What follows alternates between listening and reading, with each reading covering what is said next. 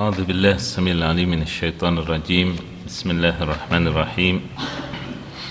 السلام عليكم ورحمة الله وبركاته. إن الحمد لله نحمده ونستعينه ونستغفره ونعوذ بالله من شرور أنفسنا وسيئات أعمالنا. من يهدي الله فلا مضل له ومن يضلل فلا هادي له. وأشهد أن لا إله إلا الله وحده لا شريك له وأشهد أن محمدا عبده ورسوله صلى الله عليه وعلى آله وصحبه وسلم تسليما كثيرا. أما بعد. Bapak-bapak dan ibu serta saudara sekalian rahimakumullah, di malam ini dengan izin Allah tabaraka wa taala kembali kita akan melanjutkan apa yang kita kaji dari kitab Jami'ul Ulum wal Hikam, melanjutkan dari hadis yang ke-28 dalam As-Sahihain atau riwayat Al-Bukhari dan Muslim dari sahabat Anas radhiyallahu an, bahwasanya Nabi sallallahu alaihi wasallam pernah keluar dari rumah beliau pada saat menjelang zuhur. Ya, kemudian beliau sallallahu alaihi wasallam salat zuhur bersama para sahabat. Pada saat beliau sudah salam, beliau kemudian naik mimbar. Ya, ini istilahnya apa ya? Momen yang terkadang Nabi SAW merasa pada saat waktunya, ya, manusia diingatkan atau beliau merasa ada wahyu yang ingin disampaikan. Jadi pada saat zuhur, kalau kita kan nunggu maghrib ya, ada kuliah maghrib, ya. Jadi Nabi SAW dzakara as-sa'ah, dalam khutbah beliau menyebut yakni kiamat. As-sa'ah itu artinya kiamat. Wa dzakara anna baina yadayha umuran idhama. Kemudian beliau menyebutkan bahwa menjelang kiamat tersebut ada perkara-perkara besar. Thumma qala, kemudian beliau bersabda, man ahabba an yas'ala an syai'in falyas'al an, fa wallahi la tas'aluni an syai'in illa akhbartukum bih fi maqami hadha. Nabi menyatakan, barang siapa di antara kalian ada yang ingin bertanya mengenai sesuatu, maka tanyakanlah. Demi Allah, kata beliau, tidaklah kalian bertanya padaku tentang sesuatu melainkan aku kabari, melainkan aku jawab pertanyaan kalian, maksudnya di tempatku ini. Mendengar pernyataan Nabi seperti ini, qala Anas fa aktsarun nas al-buka. Kata sahabat Anas yang meriwayatkan hadis ini, orang-orang lantas pada menangis, banyak yang menangis. Wa aktsara Rasulullah SAW an yaqul saluni. Kemudian Rasulullah mengulang-ulang, yaitu pernyataan beliau, tanyalah padaku, tanyalah kalian kepadaku. Faqama ilaihi rajul faqala aina madkhali ya Rasulullah. Kemudian ada seseorang dari yang hadir waktu itu bertanya, wahai Rasulullah, aku ini masuk ke mana? Lewat pintu apa? Qala an-nar. Nabi menyatakan di neraka. Na'udzubillah. Ya. Jadi orang ini tidak ada yang tanya, malah apes ya. Pas tanya, dia malah divonis neraka. Dalam riwayat Imam Ahmad dalam kitab Musnadnya dari An-Nu'man ibn Bashir, bahwasanya Nabi berkhutbah juga. Kemudian beliau menyatakan apa? Atadruk anadzartukum an-nar, anzartukumun nar, anzartukumun nar, anzartukumun nar. Nabi ulang. Aku peringatkan kalian, awas neraka, awas neraka. Hatta law anna rajulan kana bis-suq la sami'ahu min maqami hadza. Sekalipun orang ada di pasar, niscaya akan mendengar dari tempatku ini. Qala hatta waqa'at khamisah kanat ala atiqihi 'inda rijlaihi. Sekalipun, kata Nabi SAW, ya, ada benda yang jatuh di atas kain, ya, yang terbuat dari wol, ya, itu disebut khamisah. Dan meskipun seseorang di antara kedua kakinya itu terborgol. Kemudian dalam riwayat yang lain, ittaqun nar, takutlah kalian akan neraka. Kemudian Nabi mengulang lagi, ittaqun nar, takutlah kalian akan neraka. Kemudian Nabi SAW berpaling sehingga kami, kata sahabat Adi ibn Hatim, kami mengira bahwa Nabi SAW sedang melihatnya, yakni melihat neraka. Di antara mukjizat beliau SAW. Kemudian Nabi menyatakan, ittaqun nar walau bisyiqqi tamrah, faman lam yajid fa bi kalimah thayyibah. Takutlah kalian akan neraka dan bersedekahlah meski kalian, yakni memberi dengan separuh kurma. Artinya kalian cuma punya sebiji, kemudian kalian belah dua, satu diberikan pada saudaranya, satu separuhnya maksudnya dimakan sendiri. Kalau tidak punya, meski begitu, maka ucapkanlah kata-kata yang baik. Nah, ini pernah saya sampaikan berkenan dengan makna walau bisyiqqi tamrah. Kemudian dalam riwayat yang lain, Rasulullah SAW memberikan peringatan yang mengesankan sampai para sahabat mengatakan, wasiati kami ya Rasulullah, ya, wasiati kami, ya, seolah Nabi SAW memberikan wejangan yang terakhir, perpisahan. Nah, biasanya orang kalau akan berpisah itu kan mengesankan, ya. Sama di zaman kita sekarang, misalnya kita dikagetkan dengan kabar berita fulan meninggal. Loh, semalam baru ngomong dengan ana, dengan saya begini-begini.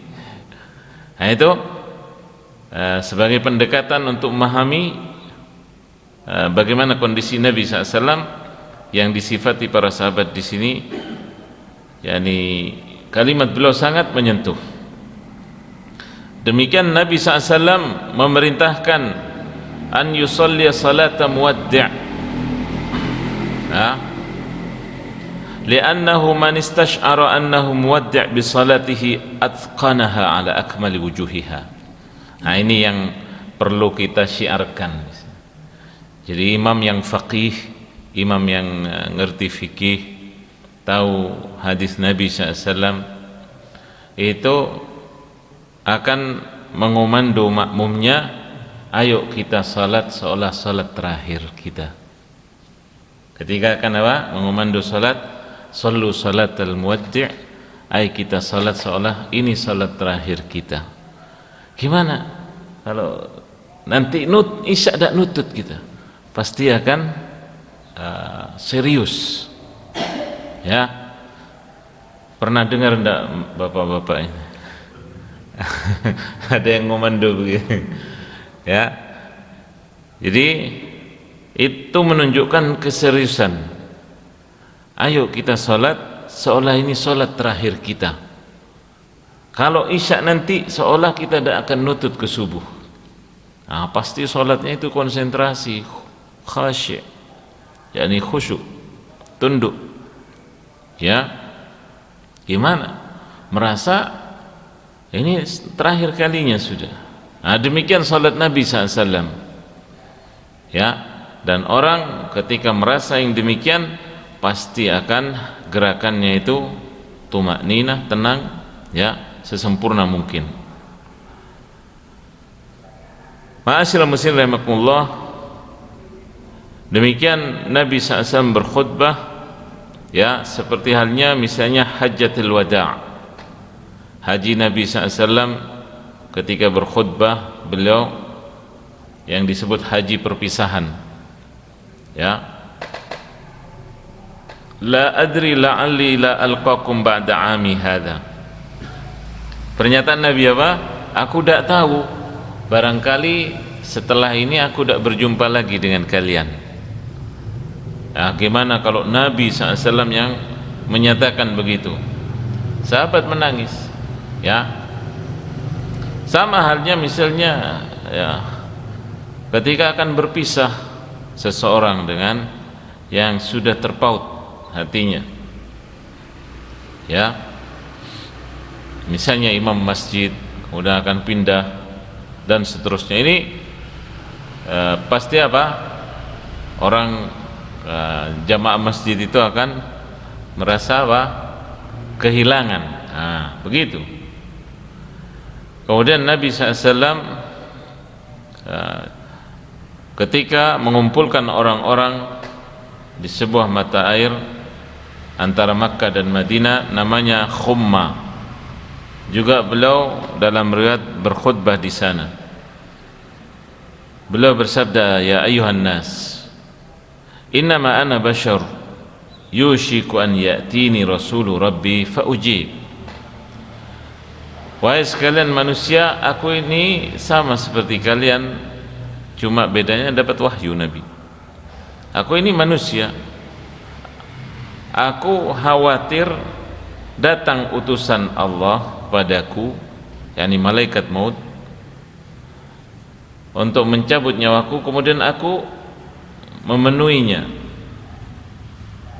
Kemudian Nabi SAW memotivasi para sahabat untuk berpegang dengan kitabullah Al-Quran. Kemudian Nabi SAW mewasiatkan keluarga beliau, tentang Ahlul Bait ini siapa? Para ulama menyebutkan yang dimaksud Ahlul Bait yakni siapa? Keluarga Al-Ja'far, selain apa? Al-Ali, Ali bin Abi Thalib yakni. Kemudian siapa? Al-Ja'far, ya, Abdul Muttalib maksudnya, Quraisy secara garis besarnya. Itu Nabi SAW mewasiatkan supaya berbuat baik pada mereka, ya. Makanya setelah Nabi wafat itu, siapa saja setelah Khulafaur Rasyidin yang menjadi khalifah, begitu ada siapa anak cucunya Ali datang ke mereka, wah itu dikasih pesangon banyak oleh khalifah. Demikian ketika datang siapa dari keluarga Nabi SAW, yakni kebetulan ketemu, bukan mereka datang ke istana istilahnya, bukan ke khalifah, bukan, ya, karena Nabi mewasiatkan keluarga beliau. Kemudian ma'asyiral muslimin rahimakumullah, dari sahabat yang lain, Uqbah bin Amir berkata bahwa Rasulullah SAW pada saat beliau berada di antara qatla Uhud, mereka yang terbunuh dalam perang Uhud, beliau SAW naik ke atas mimbar seolah beliau mengucapkan selamat jalan, untuk orang-orang yang masih hidup dan yang sudah meninggal dunia. Inni farrattukum 'alal haud fa inna 'ardahu kama baina Ailah ila al-Juhfah wa inni lastu akhsha 'alaikum an tusyriku ba'di walakin akhsha 'alaikum ad-dunya an tanafasu fiha wa taqtatilu fatahliku kama halaka man kana qablakum. Nabi SAW bersabda apa? Sungguhnya aku akan menunggu kalian di Al-Haud. Al-Haud ini artinya telaga. Telaga yang disebut Al-Kautsar dalam surah Al-Kautsar. Itu telaga Nabi Muhammad SAW yang dijanjikan Allah Ta'ala. Kalau berbicara ini makanya disebut dalam kitab Al-Aqidah Tahawiyah misalnya, riwayat-riwayat berkenaan dengan bagaimana sifat Al-Haud ini, sifatnya, gambarannya, ya, dari luasnya, ya, kemudian juga di tepiannya ada gelas-gelas yang terbuat dari emas perak, jumlahnya seperti bintang-bintang di langit. Ya, siapa yang meminum dari telaga itu sekali tidak merasa haus selamanya. Dan seterusnya dari keterangan tentang Al-Haud ini. Nabi menyatakan aku tunggu kalian di sana. Ya. Nabi menyatakan lebarnya Haud tadi, Al-Kautsar itu antara Ailah sampai ke Al-Juhfah. Jadi Ailah ini nama kota, ya, dalam peta lama itu disebut peta dulu, ya. Wallahu alam, ya, sepengetahuan saya Ailah itu kalau daerah sekarang seperti Filistin. Dalam riwayat namanya Ailah, dalam riwayat namanya Ilya, ya, seperti dalam tafsir Ibnu Katsir disebutkan, ya. Al-Juhfah ma'rufah, yakni tempat yang tidak aneh atau tidak asing, yaitu diantara miqat. Miqat artinya tempat ganti ihram, kain ihram, yang sekarang disebut dekat dengan Bir Ali dari kota Al-Madinah, ya, bagi penduduk Mesir dan sekitarnya yang datang dari situ. Itu miqatnya Al-Juhfah. Kemudian Nabi menekankan, aku ini tidak khawatir pada kalian berbuat syirik. Jadi Nabi tahu sahabatnya mantap-mantap tauhidnya nih, gitu ya. Sahabat kuat, sudah hebat-hebat. Tapi yang aku takutkan, kata Nabi, apa? Urusan dunia, urusan harta, urusan fulus, urusan apa lagi? Semakna itu. Nanti kalian berlomba-lomba di dalamnya, menumpuk-numpuk, berbangga-bangga, saling eker-ekeran, ya, saling apa? Berebut. Oh, kok pengadilan atau apa nanti? Hah? Sewa pengacara gitu ya.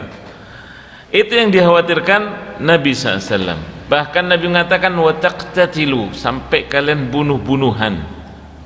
Urusan ini fatahliku, dan kalian binasa sebagaimana orang-orang sebelum kalian binasa karena itu juga. Ya. Makanya sahabat Uqbah ini setelah Nabi bersabda demikian, fakanat akhiru ma ra'aitu Rasulullah SAW alal mimbar, itu terakhir kalinya aku melihat Rasulullah di atas mimbar. Ya, kalimatnya seperti itu. Ini sahabat Uqbah yang meriwayatkan kali beliau terakhir melihat Nabi SAW. Kemudian berikutnya dalam riwayat Imam Ahmad, Rasulullah SAW salat mensalati qatla Uhud, mereka yang mati syahid di medan Uhud. Bahkan disebutkan ba'da 8 sinin, setelah 8 tahun, ya, setelah 8 tahun. Kal muwaddi' lil ahya'i wal amwat, seolah Nabi mau perpisahan dengan yang hidup dan yang sudah meninggal. Thumma tala'al mimbar, kemudian Nabi naik mimbar. Faqala inni farratukum wa ana alaikum syahid, aku akan meninggalkan kalian dan aku selama ini menjadi saksi kalian. Wa inna mau'idakumul haud, sungguhnya tempat nanti kita ketemunya yaitu di telaga itu Al-Kautsar. Wa inni la anzuru ilaih, sungguh aku sudah melihat ke sana. Walastu akhsha alaikumul kufr. Nah, dalam hadis ini, dalam riwayat Imam Ahmad, aku tidak takut kalian itu berbuat kufur. Kalau tadi berbuat syirik, riwayat ini berbuat kufur, aku tidak khawatir. Walakin ad-dunya anta nafasuha, tapi yang aku khawatirkan, yang aku takutkan urusan berlomba masalah dunia. Ya. Jadi banyak sekali di antara riwayat-riwayat di sini. Adapun dalam riwayat Abdullah ibn Amr bahwa Rasulullah menyatakan, ana Muhammadun Nabiyil Ummi, aku ini Muhammad Nabi yang tidak bisa baca tulis. Mukjizat beliau, ya. Karena kalau Nabi pandai baca tulis, orang akan nuding, Al-Quran itu tulisan Muhammad, Al-Quran itu bikinannya. Tapi karena Nabi tidak bisa baca, tidak bisa tulis, sehingga dari mana beliau akan nulis? Dari mana? Ya, nah, itu wahyu langsung dari Allah Ta'ala. Wala nabiyya ba'di, tidak ada nabi setelahku. Utitu fawatihal kalim wa khawatimah wa jawami'ah, aku ini dianugerahi Allah, maksudnya kunci-kunci dari kalimat yang baik, awalan dan akhiran. Nah, ini penting. Juga yang singkat, yang padat. Nah, ini kalau orang jeli dalam meneliti sunnah Nabi SAW.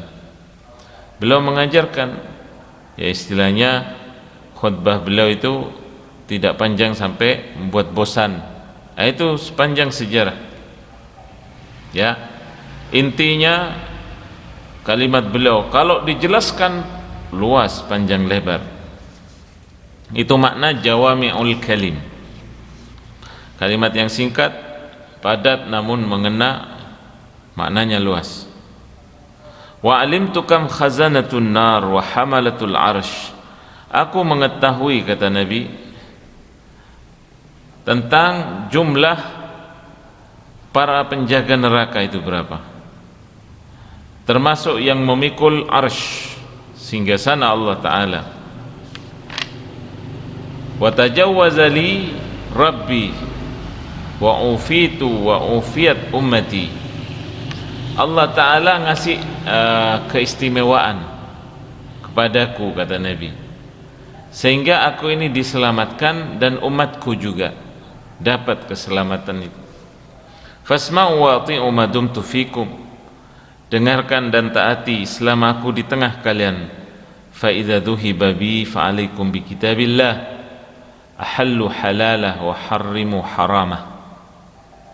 Kalau sudah aku pergi, yakni dipanggil Allah, maksudnya menghadap padanya, wafat, maka pegang teguhlah oleh kalian kitabullah, yakni Al-Quran.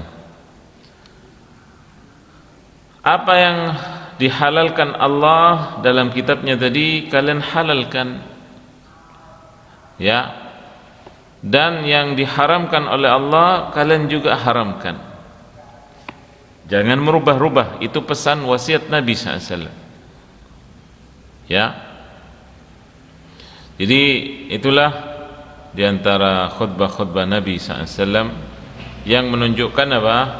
Beliau menyatakannya seolah perpisahan dengan para sahabatnya kala itu. Ya. Dan para sahabat memahami makna muwaddi', yakni apa? Yang terakhir kalinya. Yang menunjukkan itu kalau didengarkan betul, dipegang, ya sudah mencukupi untuk kebahagiaan dunia akhirat. Usikum bitaqwallah was-sam'i wat-ta'ah. Nabi menyatakan, aku wasiatkan pada kalian supaya takwa kepada Allah, mendengar dan taat padanya. Ya. Nah, dinyatakan oleh Imam Ibnu Rajab makna sabda beliau ini, yaitu takwa, mendengar dan taat, itu adalah kunci kebahagiaan dunia akhirat. Takwa kepada Allah, dan mendengar serta taat pada pemimpin itu adalah kunci kebahagiaan dunia akhirat. Ya, ini wasiat Allah Ta'ala juga bagi orang-orang terdahulu dan nanti generasi setelah kita. Walaqad wassayna alladhina utul kitaba min qablikum wa iyyakum an ittaqullah. Sungguh telah kami wasiatkan pada orang-orang yang diberi kitab, al-Yahud, Nasara, sebelum kalian, dan juga kepada kalian, apa? Agar bertakwa kepada Allah. Ya, jadi ini berkenan dengan takwa. Adapun mendengar dan taat untuk pemimpin kaum muslimin itu sebagai kunci kebahagiaan dunia. Karena apa? Dengan mendengar dan taat itu akan menjadi rapi urusan. Dunia itu akan tertata. Tidak mungkin suatu daerah, suatu negeri bisa membangun kalau dalamnya bergejolak. Kalau di dalamnya bergejolak, tenangkan dulu baru bisa membangun, menata. Ini sebenarnya dalam sejarah dahulu sama. Ya, dulu begitu terbunuhnya Utsman radhiyallahu an dari orang-orang Khawarij dari Irak di waktu itu, keadaan tidak stabil. Maka Ali radhiyallahu an menyatakan, stabilkan dulu, baru nanti kita bisa mengadili orang-orang itu, para pembunuh Utsman itu. Ya, jadi dengan keadaan aman, stabil, baru bisa tegak hukum. Kemudian dunia ini bisa dengan tentram berputar, ya, baru bisa. Tapi kalau di mana-mana ada letupan, istilahnya ada gejolak, tidak bisa. Termasuk dengan taat pada pemimpin, orang-orang bisa menampakkan agama mereka, taat pada Allah Rabb mereka. Ya, jadi gak kebayang kalau tidak ada keamanan itu, kita tidak bisa duduk begini bermajlis. Banyak contohnya sampai zaman kita di Filistin misalnya, tidak bisa karena keamanan tidak ada. Ya, di tahun 2000 saya mendengar di radio di Riyadh itu mengabarkan seorang bapak nyuruh anaknya beli rokok keluar, anaknya tidak pulang-pulang, ternyata kena peluru nyasar. Bapaknya cuma bisa nangis menyesal. Nah, itu keamanan tidak ada. Ya, kita alhamdulillah, mudah-mudahan terus, ya, masih bisa tenang ke masjid, berjalan, ya, tidak ada kekhawatiran. Ya, mau kemana masih bisa aktivitas. Ini nikmat ini banyak yang melalaikan orang-orang ini. Justru kenapa kebanyakan, khususnya yang muda-muda, marah mencari yang gawat-gawat, genting-genting. Mungkin kebanyakan main game, ya, game online atau apa itu. Mau jadi pahlawan, ya. Pahlawan kesiangan, tapi bukan masanya begitu. Ini bimbingan agama nih, ya. Jadi dengan menampakkan ketaatan itu, seorang bisa menjalankan agama, taat pada Allah Ta'ala. Ali radhiyallahu an di sini dinyatakan, pernah beliau berkata, innan nas la yuslihuhum illa imamun barrun aw fajir. Orang-orang itu baru bisa terkendali kalau ada pemimpin, mau pemimpinnya baik atau bejat. In kana fajiran abdal mu'min fihi rabbah. Kalau maksudnya pemimpin itu fajir, pelaku dosa, ya, orang yang beriman ya sudah memasrahkan urusan pada Allah Rabbnya. wa hamal al-fajr fiha ila ajalih, sementara pelaku dosa itu akan apa? Membawa dosanya sampai dia mati. Ya. Jadi ini biar apa, nyambung gitu ya. Gambarannya kita masih bisa menyaksikan. Saya ini masih ingat, kira-kira ya 20 tahun yang lalu, bapak-bapak lebih tahu dari saya. Ya. Serempak di dunia ini bergejolak. Dunia Islam apalagi. Ya. Mau di Timur Tengah sampai pun di negeri kita Indonesia. Di Irak misalnya, dikenal zalim. Iya. Di antara yang saya baca, kalau pas rapat presidennya itu di sini pistol, ada yang tidak setuju langsung duar di tempat, diseret mayat keluar. Tapi sekarang begitu dia dipancung, kemudian apa teriak rakyat Irak? Milih zaman dulu, biar presidennya kayak gitu. Sekarang gimana? Siapa yang menguasai? Syiah. Biar presidennya kayak gitu.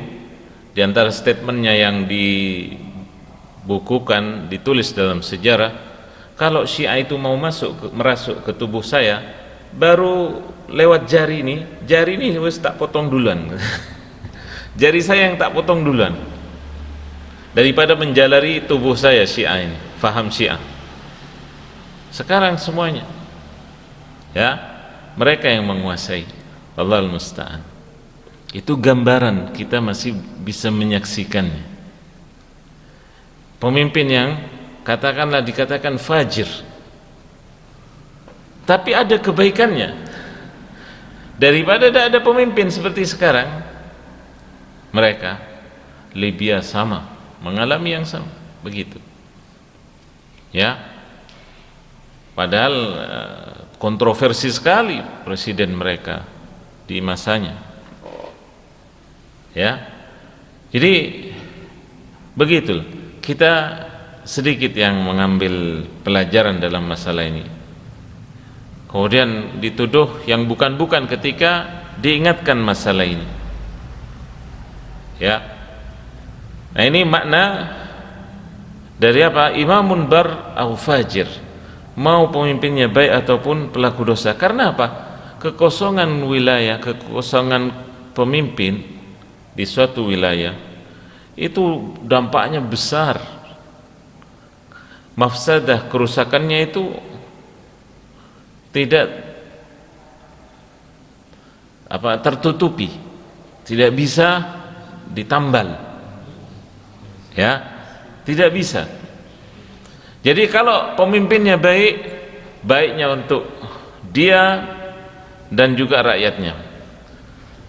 Kalau misalnya ada pemimpin yang fajir, pelaku dosa, tidak tahu, tidak ngerti agama, tapi kuat memimpin, maka kefajirannya dia sendiri yang nanggung, tapi kekuatannya bermanfaat untuk umat Islam. Ini diantara fatwa Ibnu Taimiyah dan yang lain dari para ulama. Ya, banyak orang mengatakan apa?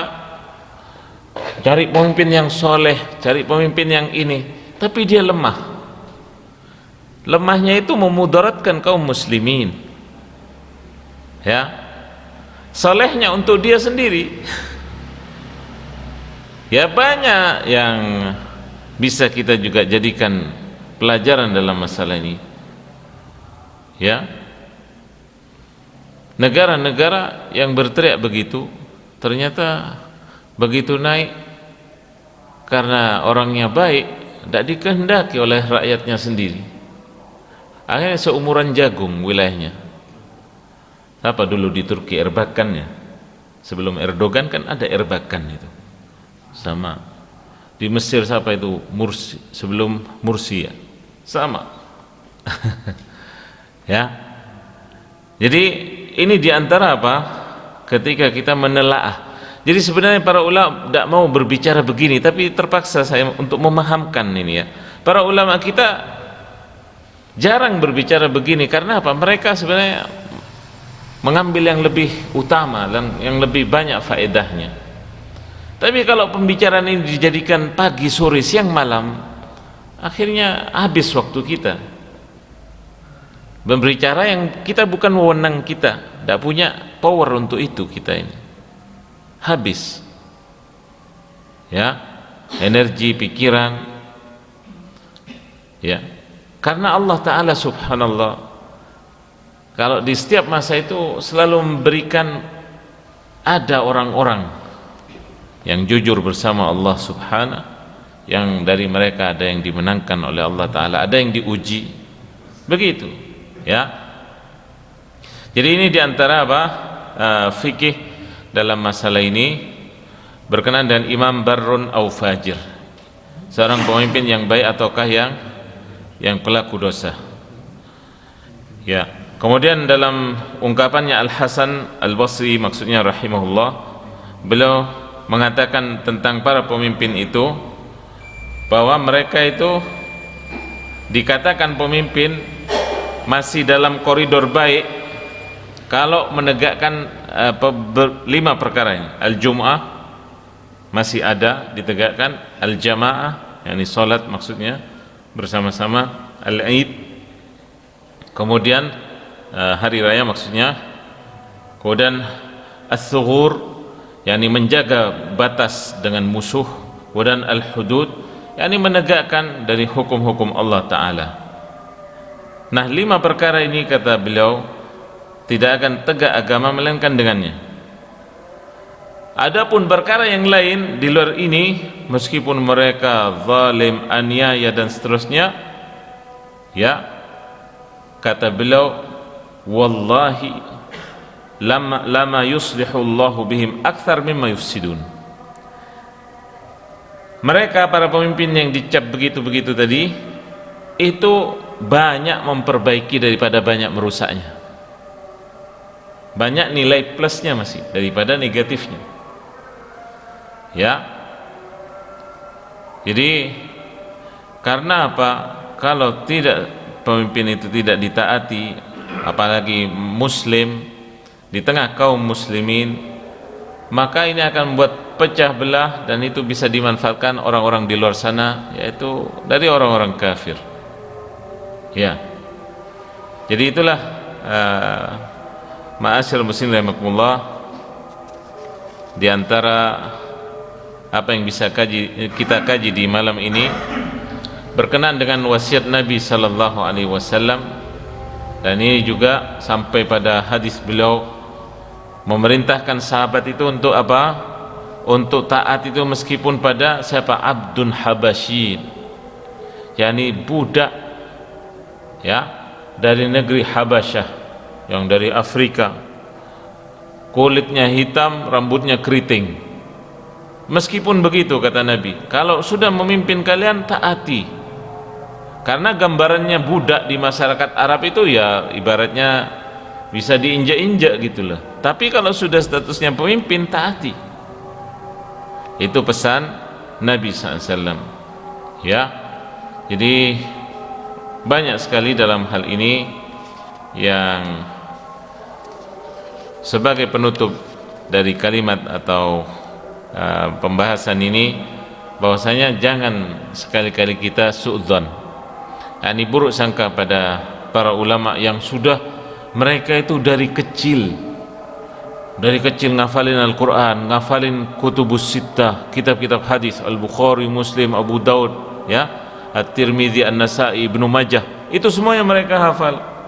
Kemudian orang-orang yang baru baca sampulnya Islam berkata begini dan begini, menyalahkan mereka yang sudah mendarah daging ilmu agamanya. Nah ini loh, kita berarti bersikap su'udzon, buruk sangka, dan ini adalah kalimat yang akan dipertanggungjawabkan kelak pada hari kiamat di akhirat, ya. Demikian, wallahu taala alam, wa sallallahu ala nabiyina Muhammad wa ala alihi wa sahbihi wasallam. Kita akhiri, subhanakallah wa bihamdik, asyhadu an la ilaha illa ant, astaghfiruka wa atubu ilaih. Assalamualaikum warahmatullahi wabarakatuh.